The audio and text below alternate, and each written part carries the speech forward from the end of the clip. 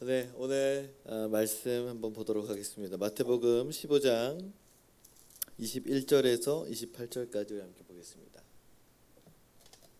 마태복음 15장 21절에서 28절까지 우리 함께 한 목소리로 합독해서 읽겠습니다. 예수께서 거기서 나가사 두로와 시돈 지방으로 들어가시니 가나안 여자 하나가 그 지경에서 나와서 소리질러 이르되 주 다윗의 자손이여 나를 불쌍히 여기소서 내 딸이 흉악하게 귀신 들렸나이다 하되 예수는 한 말씀도 대답하지 아니하시니 제자들이 와서 청하여 말하되 그 여자가 우리 뒤에서 소리를 지르오니 그를 보내소서. 예수께서 대답하여 이르시되 나는 이스라엘의 집에 잃어버린 양 외에는 다른 데로 보내심을 받지 아니하였노라 하시니 여자가 와서 예수께 절하며 이르되 주여 저를 도우소서. 대답하여 이르시되 자녀의 떡을 취하여 개들에게 던짐이 마땅하지 아니하니라.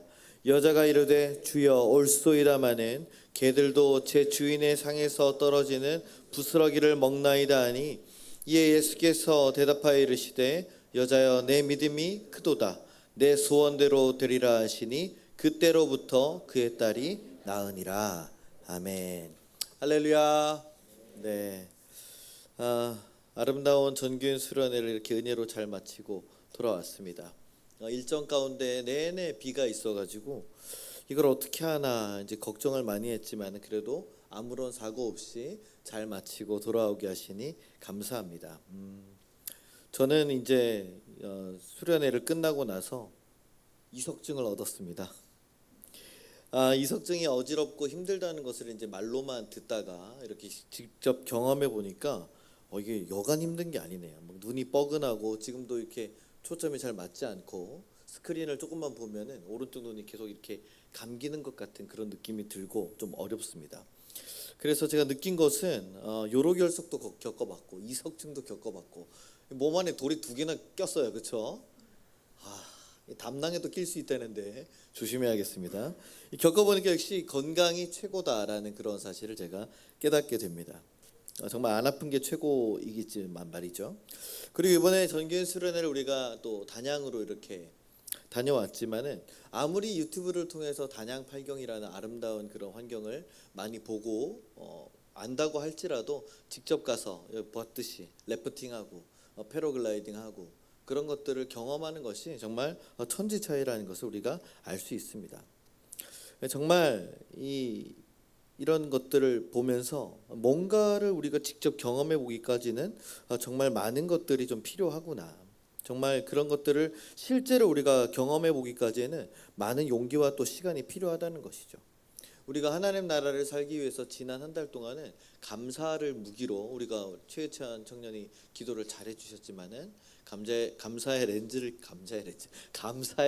끼고 그 다음에 또 일상의 루틴의 힘을 훈련하고 또 감사가 우리의 영적인 어려움을 돌파하는 무기가 되고 또 감사가 우리의 은혜를 증폭시키는 것을 우리가 알게 되었습니다. 그러면 이제 이것을 가지고 이제 오늘부터는 하나님 나라를 살아가기 위해서 이제 우리는 감사의 능력으로 살았고 이제는 선을 넘어서 경계를 넘어가는 믿음으로 살아보게 될 것입니다. 오늘 본문에서 예수님과 제자들은 이스라엘을 떠나서 어디로 가냐면 두로와 시돈이라는 곳을 갑니다. 여기가 어디냐면은 한번 지도를 띄워 보시기 바랍니다. 이곳은 이스라엘 위에 있는 페니키아라는 나라에 속한 두 도시였습니다. 항구 도시였는데요. 무역을 담당하는 항구 도시였기 때문에 굉장히 발달하고 사람들이 막 시끄럽고 또 두로와 시돈은 구약 시대 때부터 굉장히 또 저런 무역을 많이 담당했던 그런 도시입니다. 자, 그럼 예수님과 제자들이 이곳을 왜 뜬금없이 가셨을까? 궁금하시죠? 여기에 대해서는 여러 가지 의견이 있는데요. 그것은 제가 마지막에 알려드리도록 하겠습니다. 어쨌든 제자들과 예수님이 오랜만에 이스라엘을 떠나서 저 항구 도시에 한번 도착했다고 생각해 보십시오.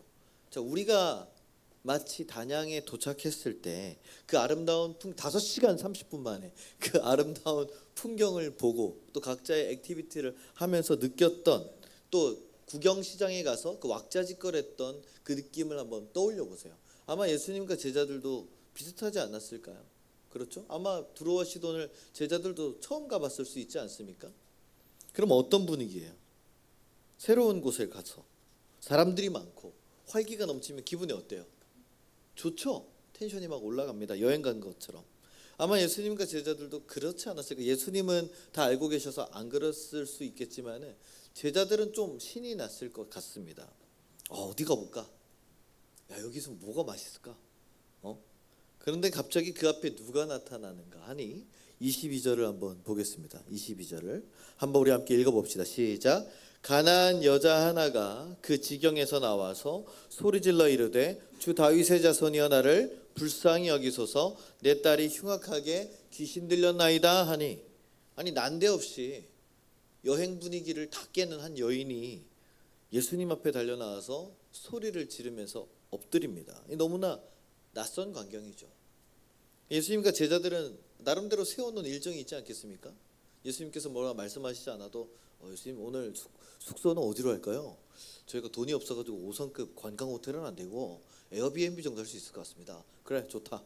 오늘 저녁은 뭐 드시겠어요? 여기 또 이렇게 바다, 얘네 이 제자들은 민물 낚시만 하던 사람이잖아요. 민물 낚시만. 갈릴리 호수가 민물이니까 그렇죠.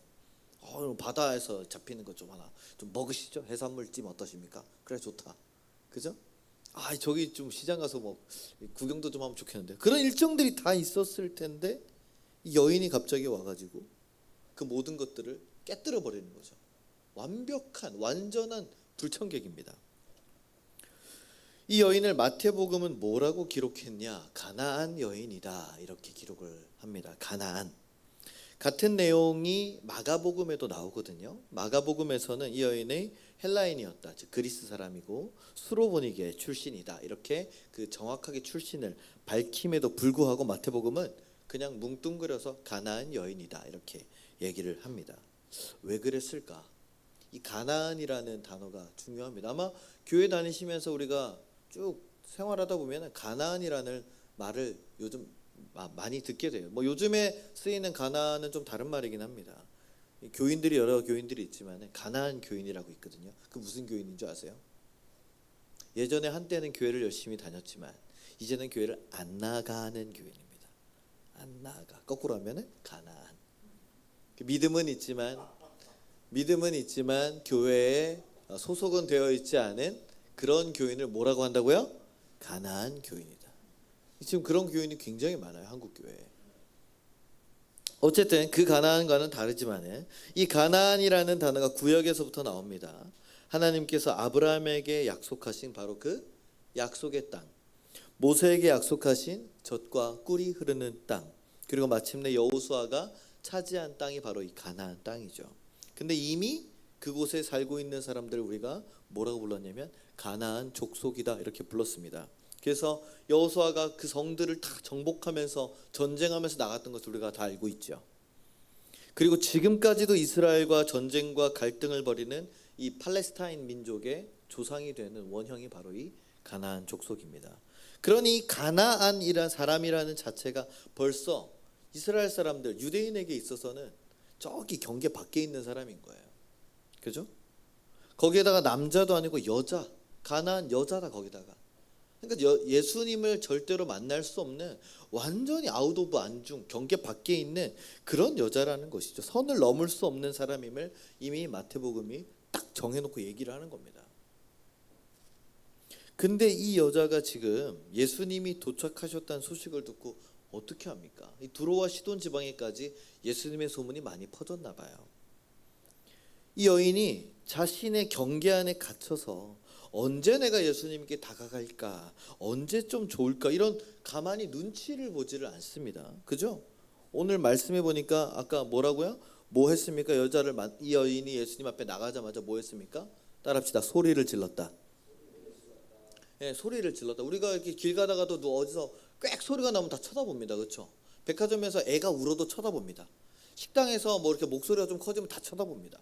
그죠? 소리를 질렀다는 건 뭐예요? 주변의 관심을 나에게로 집중시킨다라는 것이죠. 그죠? 소리를 질렀다는 거예요. 주변 사람들이 다 알아보도록. 자, 예수님과 제자들의 입장이 아니라 이 여자의 입장에서는 지금 당장이 중요한 것이죠. 언제 올지 모르는 절대절명의 시간입니다. 이 성경에 보면 예수님을 만난 사람들이 주로 하는 게 뭡니까? 다 소리 지릅니다. 그죠? 그 눈먼 장님이었던 바디메오도 어떡합니까? 예수님이 지나간다는 소리 듣고 다윗의 자손 예수여, 주변 사람들이 꾸짖어도 더 크게 소리 지르고, 그렇죠? 그러니까 절박한 사람은 어떻게 한다는 거예요? 다 소리를 지른다는 거예요. 내가 편안한 곳에서 주변 다 의식하면서 점잖게 있으면 여러분 예수님을 절대로 만날 수가 없습니다. 만날 수는 있겠죠. 그러나 시간이 오래 걸립니다. 지금 이 여인에게는 난리를 치면서 예수님을 반드시 만나야 할 절박한 이유가 있었던 거예요. 그게 뭡니까? 내 딸이 흉악하게 귀신이 들렸다는 거예요. 그냥 귀신이 들린 게 아니라 무슨 말을 썼습니까? 흉악하게. 이 흉악하게 어원은 더럽다라는 뜻입니다. 불결하다. 자, 그러면 예수님은 완전 무결하시고 순결하시고 정결한 대상이죠. 맞습니까? 그죠? 완전 원형이잖아요. 그죠? 근데 이 가나안 여인은 어떻습니까? 이방인에다가 가나안 족속에다가 여인입니다. 그렇죠? 세기가 벌써 마이너스 3점이잖아요. 그렇죠? 그런데 흉악한 귀신이 걸린 딸까지 있어요. 이 뭐냐면 완전히 대비를 시키는 겁니다. 절대로 예수님께 갈 수 없는 그 아주 플러스 100과 마이너스 100 상태의 대비를 보여주고 있는 것이죠. 근데 이 여인은 자신의 딸이 목숨보다도 사랑하는 자신의 딸이 귀신에 들렸기 때문에, 그리고 오직 예수님만이 그 딸을 치유할 수 있다는 그 답이 있었기 때문에 이 여인은 소리를 지르면서 주위를 아랑곳하지 않고 예수님께 달려나간 거죠. 이런 걸 우리는 뭐라고 얘기합니까? 선을 넘었다. 절차를 다 무시했잖아요. 그죠? 예수님을 만나려면 일단 누구를 거쳐야 되겠습니까? 둘러싸고 있는 제자들을 거쳐야겠죠. 제자 12명 중에 예수님 외부 사역을 감당하는 사람이 있었을 거 아니에요. 빌립이라든지 뭐 유다라든지 뭐 베드로가 됐을 수도 있고. 자, 예수님께 지금 치유받기 원하시는 분들 줄 서십시오. 그러면 이제 또 나가가지고 무슨 기도 원하세요? 저 병 고침을 원합니다. 저는 좀 배고픔을 원합니다. 저는 뭐 귀신을 원합니다. 뭐 이런 것들 다 얘기했을 거 아니에요. 그렇죠? 그래 12명이니까 그런 거 다 하지 않았습니까? 근데 이 여자는 어떻게 했어요? 그걸 다 깡그리 무시하고 예수님께 달려갑니다. 다른 사람들도 간을 보고 있었겠죠. 예수님이래. 야, 언제 가볼까? 지금 맛집에 들어가셨는데 기다리자, 좀 기다리자. 그죠? 그러나 그 모든 선을 이 여인은 그냥 한 방에 넘어갔습니다. 경계를 넘었죠. 여기서 우리가 알 수 있는 게 하나 있습니다. 따라해 볼까요? 믿음은 경계 안에 머무르지 않는다. 이게 굉장히 중요한 거예요. 남들이 정해놓은 선이 있습니다. 우리도 교회의 선이라는 게 있어요. 물론 교회의 전통과 규정과 어떤 그런 것들이 필요 없다는 건 아닙니다. 그러나 믿음은 그 정해놓은 선을 넘어야 된다는 것이죠. 우리는 저마다 자기 선이 다 이렇게 있어가지고요, 그 선을 넘는 게 쉽지가 않습니다. 조그만 선 넘으면 어떻게 합니까? 선 넘네. 너 선 넘었어. 정신 차려. 내 영역이야. 참 희한하게도 하나님은 우리를 만드실 때 서로 연결되어 살아가도록 지으셨죠. 근데도 우리는 자꾸 선을 긋고 경계를 만듭니다. 함께 지어져 가네라는 찬양을 우리가 불렀지 않습니까? 서로 지어져 가고 서로 연결되고, 그죠? 그게 뭐예요? 서로의 경계를 넘어가라는 말 아니에요? 근데 우리는 선을 긋죠. 이 사람은 나랑 친한 사람이고 저 사람은 나랑 안 친해. 방을 우리가 이번에 수련회를 짤 때도 저 사람이랑 다른 방 해주세요. 이 사람은 저를 꼭 붙여주세요. 이런 식의 요구가 한 번도 없었습니다만은 저희가 알아서 짰습니다. 절대 오해하지 마십시오. 네. 그런 게 꼭 있어요. 어디를 가면 조가 잘못됐어요. 방 배정이 잘못됐어요. 식탁 배정이 잘못됐어요. 차 배정이 잘못됐어요. 전 이 사람 불편해요. 이 사람 싫어요. 정치적으로도 너 좌파, 너 우파 얼마나 선을 긋고 있습니까? 그죠? 음식으로도 얼마나 선을 그어요. 저는 절대로 굴을 안 먹습니다. 개인의 호불호니까 존중해 주세요. 제가 그 선 넘겠습니까? 저 굴은 절대로 선을 넘지 않습니다. 이렇게 사람과의 관계, 정치적인 성향, 개인의 호불호, 신앙관 어디에서나 그 선을 긋고요. 그 선을 넘는 것을 우리는 극도로 경계하며 나도 그 사람의 선을 넘지 않으려고 굉장히 존중하고 있다는 것이죠. 그러니 이번 수련회를 통해서 하나님께서 우리에게 하나님 나라를 살아갑시다라는 마음을 주셨다고 할지라도 나는 여기까지는 할 수 있지만 이거는 못 넘을 것 같아. 하나님은 나 말고 다른 사람을 사용하시면 되지. 같은 교회에 있어도 나 저 사람이랑 있는 건 좀 불편해. 부담스러워. 이런 마음이 있다는 거예요. 이 선을 넘는 게 그렇게 쉽지는 않다는 겁니다. 그런데 우리가 기억해야 될 것이 있습니다. 하나님은 항상 사람이 만들어 놓은 선을 넘어오시는 분이라는 거예요. 죄라는 선에서 갇혀서 나오지 못하는 우리를 예수님은 십자가를 통해서 그 경계를 넘어서 우리를 구원해 주셨습니다. 그래서 우리가 스스로 물어야 된다는 것이죠. 자, 내가 하나님 나라를 살아가겠다라고 한 내 고백은 내 선을 넘을 수 있는, 내 경계를 넘을 수 있는 그러한 절박함과 용기가 나에게 있는가? 이 가나안 여인의 용기와 절박함은 정말 놀랍습니다. 그런데 예수님의 반응을 한번 보겠습니다. 23절 한번 보여주세요. 한번 읽어보겠습니다. 시작. 예수는 한 말씀도 대답하지 아니하시니 제자들이 와서 청하여 말하되 그 여자가 우리 뒤에서 소리를 지르오니 그를 보내소서. 자, 이 여인은 반가움과 절박함과 용기를 가지고 부끄러움을 무릅쓰고 다른 사람 주변을 의식하지 않고 예수님께 달려와서 소리를 지르면서 나왔습니다. 근데 예수님은 어떻게 했다고요? 한마디도 대답하지 않으셨다고요. 여러분, 저를 바깥에서 만났는데 목사님 불렀는데 제가 쌩까고 지나갔다 생각해 보십시오. 분명히 들었는데, 옆에 사모님도 계셨는데 왜 대답을 안 해주셨지? 백화점이라서 쪽팔려서 그러셨나? 네? 시장에서도 선우가 계속 목사님 부르는데 제가 조용히 하라고 제가 창피해가지고 진짜 어디 목사가 저 옷을 안 입고 있는데 자꾸 목사로 불러가지고. 그러면 어떡하시겠어요? 굉장히 기분 나쁘잖아요. 바로 옆에 있어도 두원아 이렇게 부르는데 두원이가 쌩까고 있으면은 저 자식이 바로 기분이 나쁘지 않겠어요? 그죠?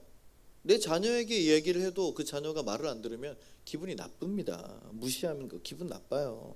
근데 예수님께서는 한마디도 대답을 하지 않으셨다는 거예요. 이런 거 보셨습니까? 예수님이 이런 적 있으세요?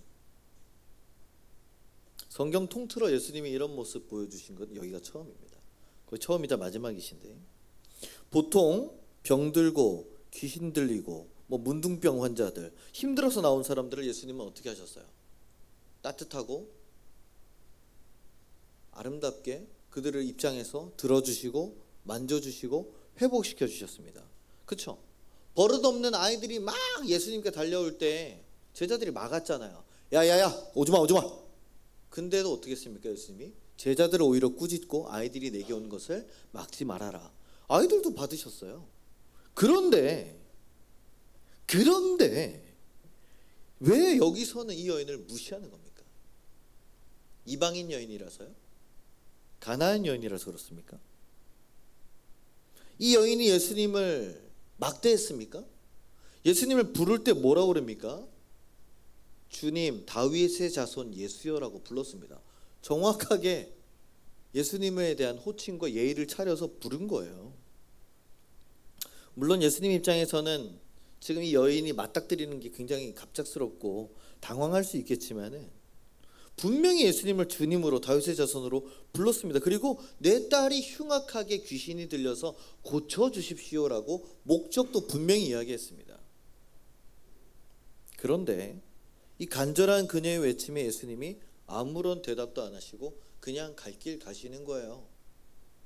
완전 쌩까. 그러니까 이 여인이 포기하지 않고 뒤쫓아가면서 예수님 저기요, 예수님 계속 부르지 않았겠습니까? 그러니까 제자들이 이제 당황스러운 거예요. 예수님 왜 이러시지? 잠깐 귀가 먹으셨나? 왜 안 들리시네? 그래서 예수님한테 가가지고 예수님 좀 피곤하세요? 저 여인 자꾸 쫓아오는데 어떻게 할까요? 예수님께 좀 말씀하셔줘. 저기 좀 가라고. 오죽하면 제자들이 와서 청하여 말하되 저 여자가 우리 뒤에서 소리를 지르오니 그를 보내소서라고 제자들이 부탁을 합니다. 사람들 다 쳐다봅니다. 우리 이미지 깎여요. 지금 다 사람들 다 쳐다보잖아요. 빨리 가라고 하세요. 나중에 다시 오라고 그랬어요. 네? 그러자 예수님께서 쐐기를 박는 말씀을 하십니다. 24절을 볼까요? 읽어보겠습니다. 시작. 예수께서 대답하여 이르시되 나는 이스라엘의 집에 잃어버린 양 외에는 다른 데로 보내심을 받지 아니하였노라 하시니. 자, 이 여인은 선을 넘어서 절박함과 용기를 가지고 예수님께 나왔습니다. 굉장히 칭찬할 일이죠. 우리도 신앙생활하면서 저마다의 고난과 아픔을 만날 때 여러분 얼마나 절박하게 기도하고 부르짖습니까? 기도하면서 울어보신 분들은 알 겁니다. 아직 울어보지 못하신 분들은 아직 멀었다 하는 거죠. 분명히 성경에서도 애통하는 마음으로 주님을 찾고 기도하는 사람을 주님은 찾으시고 주님은 만나 주시겠다고 약속하지 않으셨습니까? 그런데 내가 선을 넘어서 겨우 나왔는데 나의 간절함에 예수님이 침묵하신다면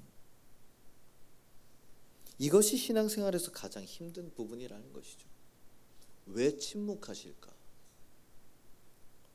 왜 내 기도를 들어주시지 않을까? 왜 나는 기도했는데 응답이 없을까? 왜 나의 생활에 어려움이 해결되지 않을까? 왜 저 사람에게 아무런 변화가 없을까? 게다가 이 제자들의 반응을 보십시오. 주변에서도 환영을 못 받아요. 이 제자들이 이 여인을 품어줬으면 좀 얘기가 다를 수 있겠. 지금 예수님이 좀 바쁘시니까 잠깐 들어오세요. 근데 제자들이 뭐라 그럽니까? 가시라고, 시끄럽다고, 귀찮다고 보내자는 거 아니에요? 환영받지 못합니다. 우리가 같은 교회 공동체라고 믿습니다. 하나님 나라라고. 여기서 나의 어려움을 토로하고 슬픔을 누군가와 나누길 원했는데 내가 내 슬픔과 내 어려움과 내 비밀을 이야기한 사람이 나를 보더니 그래서 어쩌라고? 네 문제잖아. 네가 열심히 교회 안 나왔잖아. 네가 예배 안 드렸잖아. 네가 열심히 해야지. 왜 나한테 그래? 목사나 저나 뭐 사역자들한테 와가지고 전사님 힘들어요. 목사님 힘들어요. 예배를 똑바로 드려야지. 네가 똑바로 안 하면서 무슨 환대받기를 원해? 무슨 대접받기를 원하는 거야? 이렇게 말한다고 생각해 보세요. 나 지금 바빠. 다음에 이야기하자. 내가 전화할게. 해놓고 안 하고 안 만나주고. 이런 차가운 벽에 우리가 계속 부딪힌다면 어떠시겠어요? 아니면 내가 간절히 기도해서 어떤 응답이 왔어요. 응답이 왔는데 예수님으로부터 오는 응답이 내가 기대하고 예상한 거랑 너무 다른 거예요. 나는 이스라엘의 집에 잃어버린 양이 중요하다. 이 말은 예수님의 이 말씀은 지금 난 너에게 신경 쓸 이유가 없다. 넌 나의 완전히 경계 밖에 있다. 나는 이스라엘 사람들을 위해서 왔지 가나안 여인을 위해서 온 사람이 아니다. 미안하다고도 안 해요. 예수님에게도 제자들에게도 이런 환영을 받지 못한다면 무슨 생각 들겠어요? 난 예수님의 사랑을 받을 자격이 없는 사람이구나. 나는 이 공동체에 어울리지 못하는 사람이구나. 누구도 나를 받아줄 사람이 없구나. 내 가족도, 내 친구도, 내 교회도 아무도 없구나. 이런 예수님이라면, 이런 태도를 보이는 공동체라면 더 이상 내가 함께할 이유가 없겠다. 잘 먹고 잘 살아라. 네가 믿는 예수님 개나 줘버려라. 저주하고 원망하고 교회를 떠나는 게 너무나 당연합니다. 마음이 무너질 수밖에 없죠. 마음의 상처를 입어서 다시는 주님을 찾지 않을 것입니다. 그런데도 이 여인을 보십시오. 25절을 다시 한번 보시겠습니다. 25절 시작. 여자가 와서 예수께 절하며 이르되 주여 저를 도우소서. 이 여인은 예수님과 제자들에게 상처받았지만은 포기하지 않습니다. 욕하고 떠나지 않고 다시 한번 구하는 거예요. 여기서 우리가 반드시 봐야 될 부분이 있습니다. 아까도 얘기했지만 우리가 언제 신앙생활에서 가장 상처받습니까? 하나님께 간절히 기도했는데 침묵하실 때, 내 기도대로 응답되지 않을 때, 상황이 더 안 좋아지고 관계가 더 어려워질 때, 하나님께서 나를 사랑하신다고 했는데 왜 이런 일이 생기는지 도저히 이해할 수 없을 때, 사람 때문에, 교회 때문에, 가족 때문에 배신당하고 외면당하고 실망하게 됩니다. 그럼 당연히 교회를 그만 다녀야겠다. 이 교회가 더 이상 나를 품어줄 수 없겠구나 라는 생각이 들면 떠날 수밖에 없어요. 하나님도 나를 외면하시는 것 같다, 이런 마음이 들게 된다는 것이죠. 하지만 이 여인을 보십시오. 소리를 지르고 난리를 쳤기 때문에 모든 사람들이 지금 다 주목하고 있습니다. 이 상황을. 그 앞에서 보란듯이 예수님과 제자들에게 상처받은 거예요. 나는 이스라엘의 잃어버린 양에게 부름받았다. 너랑 상관없어. 이런 말이잖아요. 분명히 거절당하고 나의 절박함은 응답되지 않는 상황입니다. 그럼에도 불구하고 떠나지 않았죠. 이 여인이. 왜일까요? 이 여인이 다시 한번 주여 저를 도우소서라고 하면서 엎드리고 소리를 지르자 두 번째 이 여인의 간절함에 예수님이 어떻게 반응하십니까? 26절을 보겠습니다. 자, 함께 읽어봅시다. 시작. 대답하여 이르시되 자녀의 떡을 취하여 개들에게 던짐이 마땅하지 아니하니라. 세상에, 아니 저기요 예수님, 이거 너무하신 거 아니에요? 용기를 내서 한 번 더 엎드리고 저랬으면 우리가 두 번까지는 할 수 있습니다. 그렇죠? 두 번은 할 수 있어요. 두 번에. 그리고 이렇게 한 번 더 엎드리고 저랬으면 들어주셔야 되는 거 아닙니까? 아니 그런데 개라뇨, 개. 제가 개라는 말씀입니까? 아니 어떻게 예수님께서 이렇게 상처되는 말씀을 하시는 거예요? 말 한마디가 되게 중요하죠. 그래서 요즘에는 설교하는 게 굉장히 무섭습니다. 뭐 성차별적인 발언부터 시작해가지고 정치적 발언부터 시작해가지고 조금만 뭐 하면은 모욕적이었다, 저격하셨냐, 왜 그런 단어를 쓰신 거냐, 신학적으로 맞는 거냐, 온갖 사람들이 그 단어를 가지고 공격해야 됩니다.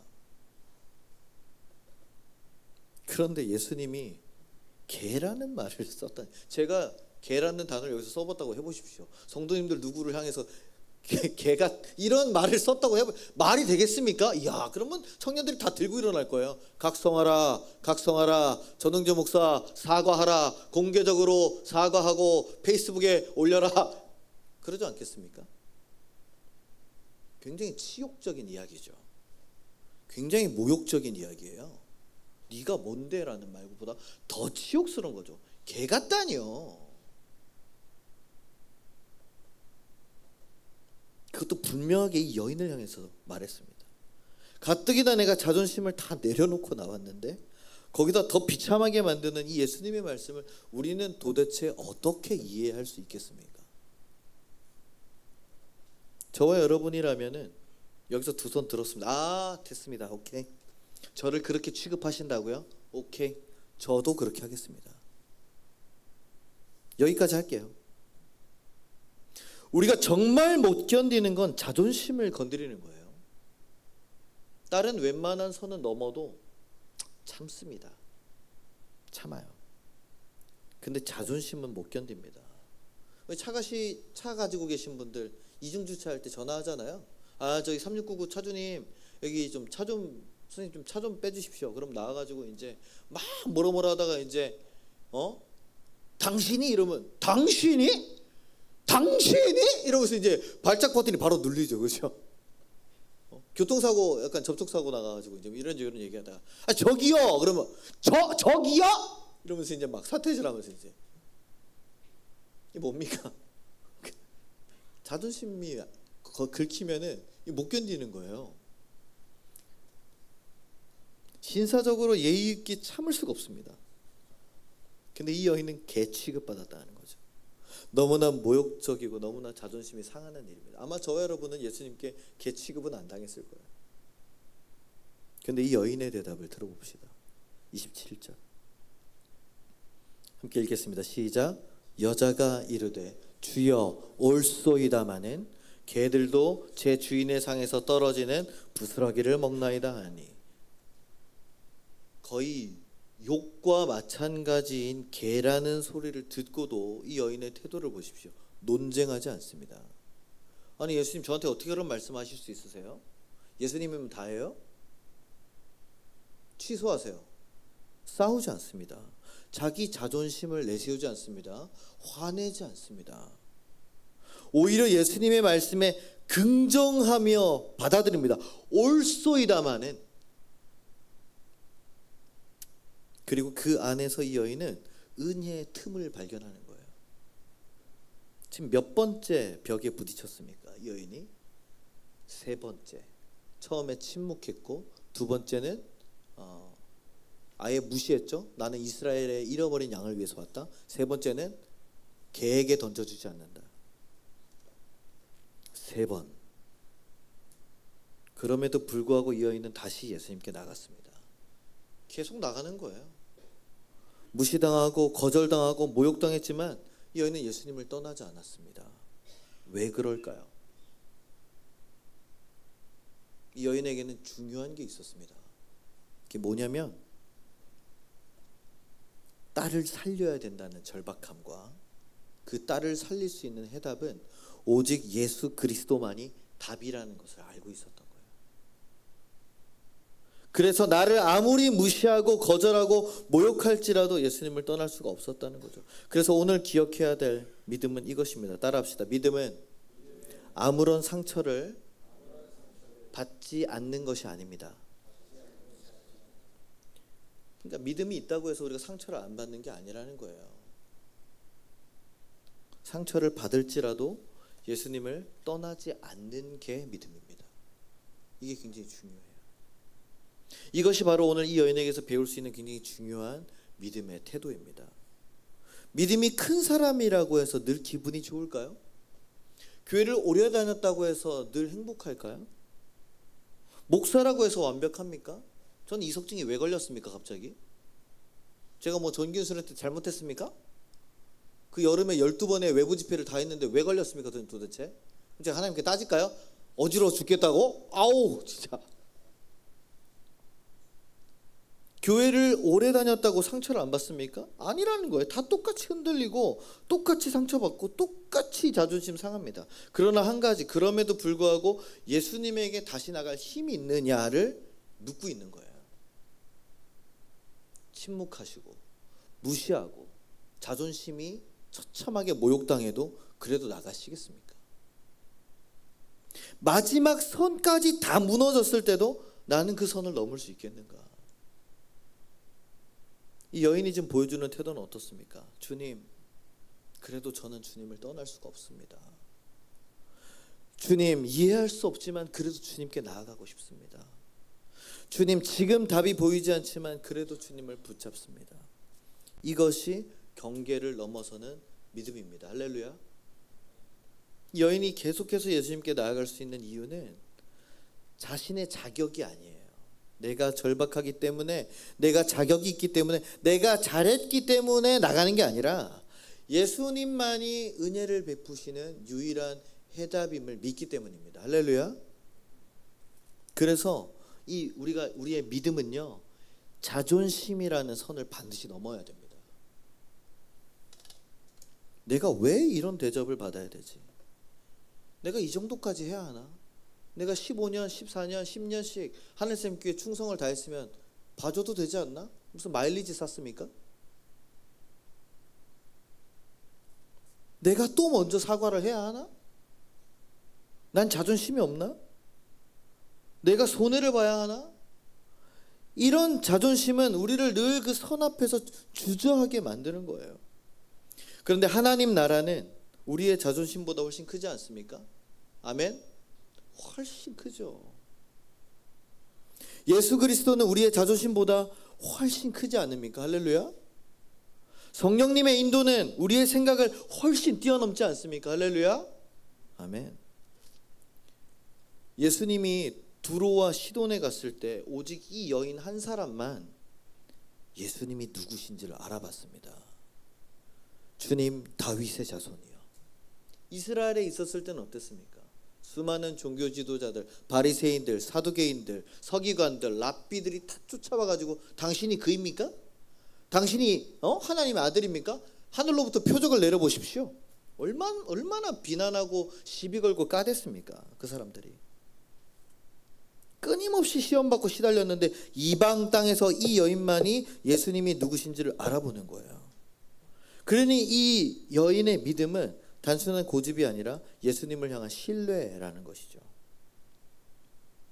이 여인의 마지막 말을 들으시고 예수님이 마침내 말씀하십니다. 28절을 우리 함께 보겠습니다. 28절 읽어보겠습니다. 시작. 이에 예수께서 대답하여 이르시되 내 믿음이 크도다. 내 소원대로 되리라 하시니 그때로부터 그의 딸이 나으니라. 아멘. 여인은 3번에 걸친 예수님의 시험을 통과했습니다. 그리고 예수님의 칭찬을 받았을 뿐만 아니라 그 여인이 원하는 것, 딸의 나음을 받았습니다.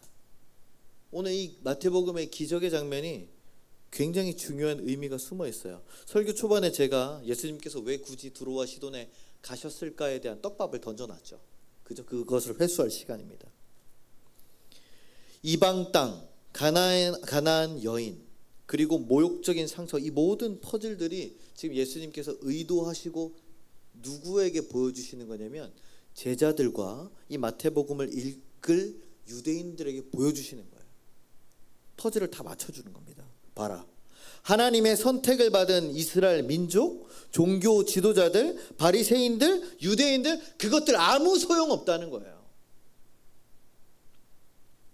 예수님은 이스라엘이라는 선택된 도시가 아니라 두로와 시돈을 선택해서 보여주신 겁니다. 하나님의 나라는 어떻게 전파되는가? 경계를 넘는다. 이스라엘에만 국한되어 있는 게 아니라는 거죠. 유대인이라는 민족에만 있는 게 아니라 이 가나안 여인에게도 복음이 들어간다는 걸 보여주시는 겁니다. 가장 완벽하고 순결하고 거룩한 예수님이 가장 더럽고 불결한 이방 여인에게 가서 그것을 전파해 주시는 거예요. 그러면서 보여주시는 겁니다. 봐라. 누가 과연 구원받을 사람인가? 거룩한 옷을 입고 있지만 그리스도를 알아보지 못하면 당신이 누굽니까? 라고 물어보는 유대인인가? 아니면 개 같은 취급을 받으면서도 주님이시여, 그리스도시여, 다윗의 자손이시여라고 고백하는 이 여인인가? 그리고 이 여인의 딸을 고쳐주셨습니다. 내 믿음이 크도다. 믿음이 크다는 것은 무엇이냐? 내 문제보다 크신 예수님을 바라보는 그 믿음이 크다는 거예요. 할렐루야. 우리는 문제에 너무 매몰돼서 살아갑니다. 제가 이석증 겪어보니까 너무 힘들어요. 그런 문제들이 얼마나 많겠어요, 여러분. 이제 대학생들은 또 학교로 가야 되고 이미 또 애들은 다 개학했고, 그죠? 똑같은 패턴이 돌아가기 시작합니다. 그러면 잠깐 있었던 이 여름의 아름다운 추억도, 이 하늘샘 교회 아름다운 여행도 다 잊혀집니다. 다음 주면 다 없어져요. 그러면서 이것저것 처리해야 되는 문제들이 계속 눈앞에 쌓입니다. 근데 그 문제보다 더 크신 예수님을 바라봐야 되는 거예요. 우리는 그럴 믿음이 있습니까? 내 문제보다 크신 예수님을 바라보는 그 믿음이 칭찬받습니다. 할렐루야. 무시당해도, 상처받아도, 무너져도 포기하지 않고 그 경계를 넘어서는 그 믿음이 마침내 응답받는 것입니다. 할렐루야. 사랑하는 하늘샘 성도 여러분, 하나님의 나라는요, 이처럼 경계를 넘어오는 나라입니다. 선을 넘는 나라예요. 예수님은 우리가 그어놓으신 모든 선을 아무렇지 않게 넘어오십니다. 왠지 아세요? 그분은 빛이에요. 빛은 필연적으로 어둠을 몰아낼 수밖에 없습니다. 우리를 불편하게 만들 수밖에 없어요. 왜? 우리 안에 어둠이 가득하거든요. 죄가 가득하거든요. 근데 빛이 들어오면은 무조건 찔리고 무조건 불편하고 무조건 모욕적인 거예요. 예수님이 들어오면은. 안 그렇겠습니까? 너 죄인이야. 아닌데요, 저 오늘도 예배 잘 드렸는데요. 너 죄인이야. 아닌데요. 저 사역자인데요. 저 직분자인데요. 저 멀리서 왔는데요. 저 밤새고도 왔는데요. 너 죄인이야. 아닌데요. 우린 계속 부정합니다. 예수님 빛이라서 어쩔 수가 없는 거예요. 하나님께서 예수님을 우리에게 보내주셔서 우리의 힘으로는 결코 넘을 수 없는 죄라는 경계를 넘어오셨습니다. 그리고 예수님은 그 모든 수치와 자존심을 짓밟히시면서도 십자가를 경계에 올려놓으시고 우리의 죄라는 선을 넘어오셔서 우리를 구원하신 분이심을 믿으시기를 주님의 이름으로 축원합니다. 그래서 우리가 구원받은 거예요. 그러므로 우리가 하나님 나라를 살아간다는 것은 무엇이냐? 예수님이 넘어오신 그 경계를 우리도 넘어가겠다라는 뜻입니다. 이번 전교인 수련회가 더욱 귀했던 이유를 여러분들이 다 보내주신 후기를 제가 읽으면서 느꼈습니다. 아직 안 보내주신 분 몇 분 없습니다. 다 보내주셨어요. 아무리 날씨가 좋지 않아도 계획한 대로 되지 않아도 아무도 불평하지 않고 모두가 함께 서로 웃으며 하나가 되는 그 성도의 모습에서 하나님 나라를 보았습니다. 하늘샘의 모든 성도들이 하나가 되어 예배드리고 찬양하며 기도하는 시간이 참 좋았습니다. 다음에는 이 기도 시간이 더 길었으면 좋겠습니다. 할렐루야. 그리고 정말 중요한 것, 떠났던 사람들이 주저하고 불안했을 때 내가 과연 이 교회에 잘 적응할 수 있을까? 누가 날 다시 맞아줄 수 있을까? 그런 걱정이 있었는데 모두가 나를 따뜻하게 맞아주고 내가 교회를 오랫동안 나오지 못하고 예배를 잘 드리지 못해서 어색할까 걱정했는데 나를 있는 모습 그대로 받아주고 내가 이 교회를 처음 와서 어색하고 좀 걱정이 많이 되었는데도 먼저 말 걸어주고 환대해 주셔서 하나님 나라를 보았습니다. 이제 저는 헌신할 마음이 생겼습니다. 하나님께서 저에게 그런 시간을 주신 것이라 확신합니다. 할렐루야. 여러분들이 저한테 보내주신 후기에 들어있는 내용이에요. 우리는 이렇게 사람과 사람을 넘어 세대와 세대를 넘어 하나님의 나라를 경험한 줄로 믿습니다. 그리고 이제는 이 가나안 여인과 같이 경계를 넘는 하나님의 나라를 우리가 세워갈 차례인 거예요. 우리를 가로막고 있는 경계가 무엇입니까? 여러분, 상처 때문에 내가 그어놓은 선이 무엇입니까? 자존심 때문에 그어놓은 선은 무엇입니까? 두려움 때문에 만들어 놓은 선은 무엇입니까? 과거의 실패 때문에 만들어 놓은 선은 무엇입니까? 여러분, 이 모든 선을 우리가 넘어가야 될 줄로 믿습니다. 할렐루야. 쉽지 않을 거예요. 저도 어렵습니다. 저도 누군가를 다시 받아들이고 다시 용납하고 그 사람에게 기회를 주고 그 사람을 다시 믿어보는 것이 저도 너무너무 힘들어요. 그러나 우리가 함께 해보자는 거예요. 저만 하면 안 됩니다. 같이 해보자는 거죠. 이 경계를 넘어서야만 진정한 하나님 나라가 우리 안에서 시작됩니다. 그렇다면 마지막으로 생각해 봅시다. 이번 한 주간 동안 내가 넘어야 할 경계는 무엇이겠습니까? 무슨 경계를 넘어보시겠어요? 도저히 안 되는 경계가 무엇입니까?